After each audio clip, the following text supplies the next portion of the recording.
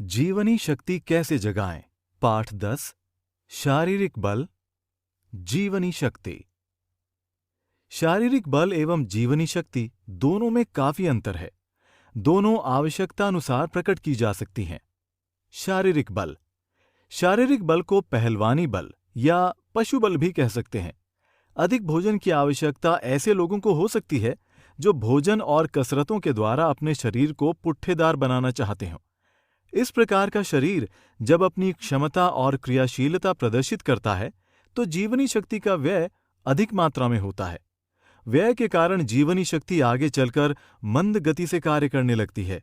परिणाम होता है कि पहलवान असाध्य रोगों के शिकार होकर अल्पायु में ही मर जाते हैं। आज तक विश्व का कोई पहलवान दीर्घायु होकर नहीं मरा।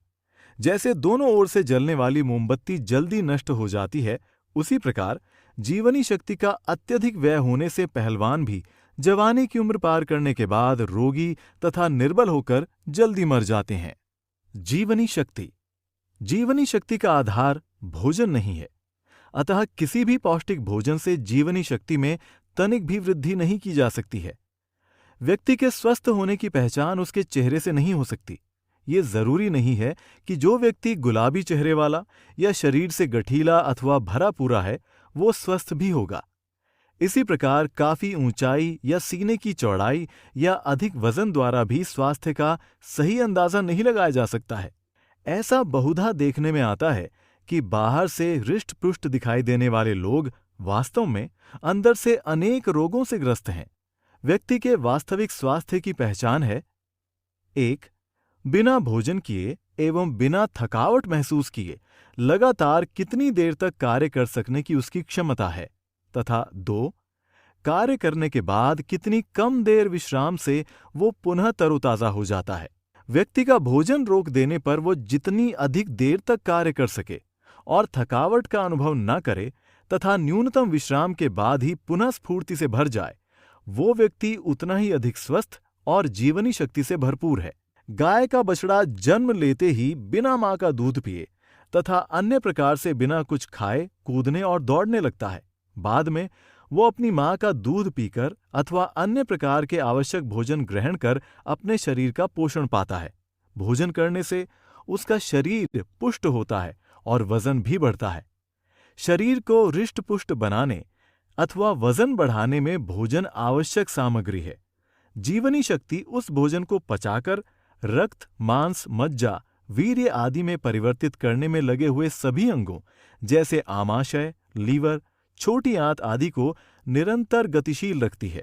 अधिक व्यायाम और पौष्टिक भोजन से पुट्ठों का निर्माण होता है और शारीरिक बल बढ़ता है, परंतु मल का संचय होने से जीवनी शक्ति कम होती जाती है। जब भी जीवनी शक्ति अपने ऊपर आए अत्यधिक भार के कारण मंद गति से कार्य करने लगती है, तभी पाचन प्रणाली का कार्य ठीक ढंग से नहीं होता और मल का पूर्णतः निष्कासन न होने से उसका प्रत्येक अंग में जमाव होने लगता है, जिससे शरीर में रोग आने लगते हैं। मल का यही जमाव समाप्त करने के लिए जब जीवनी शक्ति क्रियाशील होती है, तब अक्सर उस मल को वो मल, मूत्र व पसीने के प्राकृतिक मार्गों से नहीं निकाल पाती और शरीर के अन्य संवेदनशील भागों से निकालती है। इस प्रक्रिया को हम उन अंगों का रोग कह देते हैं। जीवनी शक्ति की कार्य प्रणाली। शरीर के आंतरिक एवं बाह्य सारे कार्य जीवनी शक्ति द्वारा ही संपन्न होते हैं। जीवनी शक्ति शरीर में निम्न 3 कार्य भी करती है। पहला, श्रम का कार्य, दूसरा, पाचन तथा पोषण का कार्य और तीसरा, विकार विसर्जन का कार्य। अतः जीवनी शक्ति के प्रवाह में अनावश्यक रुकावट नहीं होनी चाहिए। जीवनी शक्ति उस विद्युत धारा के समान है जो एक ही साथ बल्ब द्वारा प्रकाश, पंखे द्वारा वायु, हीटर द्वारा गर्मी, मोटर द्वारा मशीनों का संचालन तथा उत्पादन कार्य करती है। किंतु जब इनका भार उस पर क्षमता से अधिक पड़ता है तो उसकी गति मंद और अनियमित हो जाती है, जिससे उसका कार्य कभी कभी रुक भी जाता है। ठीक यही दशा जीवनी शक्ति की तब होती है जब उस पर अधिक भार पड़ने लगता है। जीवन में दोनों शक्तियों, शारीरिक बल और जीवनी शक्ति की आवश्यकता होती है। बोझा उठाने वाले कुली और पहलवानों को अधिक शारीरिक बल चाहिए। वे पुट्ठे बनाने के उद्देश्य से अधिक व्यायाम करके पौष्टिक भोजन लें तो वे अधिक शारीरिक बल प्राप्त कर सकते हैं। इसके विपरीत साधारण कार्य करने वाले व्यक्ति, जिनको शारीरिक श्रम की अधिक आवश्यकता ना हो, उन्हें बहुत कम भोजन की आवश्यकता है, जिससे उनकी जीवनी शक्ति सजग होकर काम कर सके।